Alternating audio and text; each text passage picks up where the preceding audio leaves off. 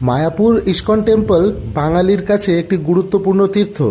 এমনকি আমরাও সপরিবারে মাঝে মধ্যে গিয়ে থাকি সেখানে। মন্দিরের ভিতরে সব রকম সুযোগ সুবিধাই রয়েছে, তবে এখানকার পার্কিং সিস্টেম নিয়ে আমার কিছু কমপ্লেন আছে, সেটাই শেয়ার করব আজ।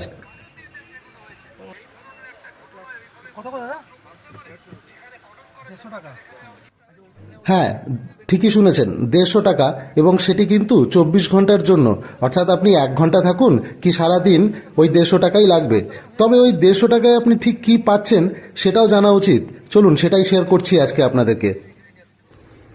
আজ এই তুমুল বৃষ্টির কারণে এখানকার যে পার্কিংটা, সেই পার্কিংটায় কিন্তু গাড়ি বেশি একটা দাঁড়াতে পারছে না, তার কারণ মাঠটা জলে ভরে গিয়েছে।